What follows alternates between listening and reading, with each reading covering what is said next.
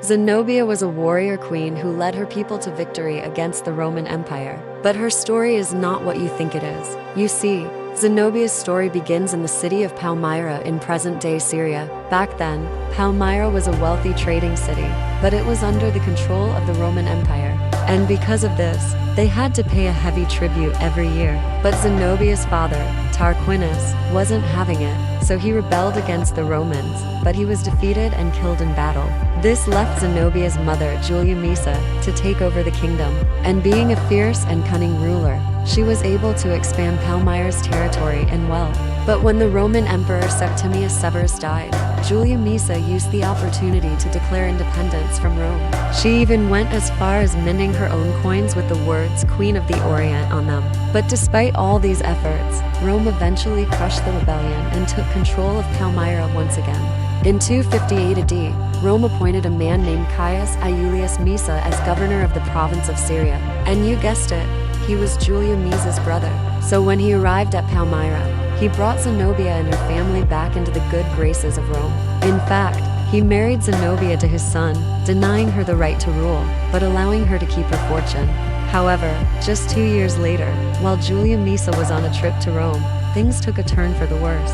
You see, Julia Misa had always dreamed of ruling the entire Roman Empire, not just a small part of it. So she began plotting with the Praetorian Guard to overthrow the emperor. But her plan was leaked, and the emperor found out about it. So he ordered Julia Misa and her entire family to be executed, except for Zenobia, who was allowed to live, but only as a servant in the emperor's household. At first, Zenobia was furious, but she knew that rebelling against the emperor would only get her killed. So she spent the next few years plotting her revenge.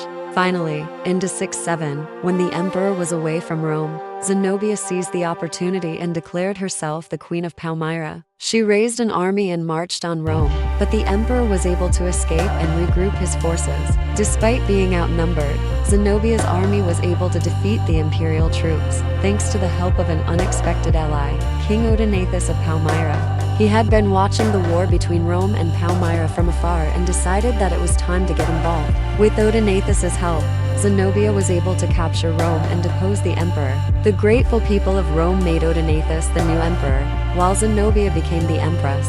Together, they ruled over a vast empire that stretched from the Atlantic Ocean to the Arabian Sea.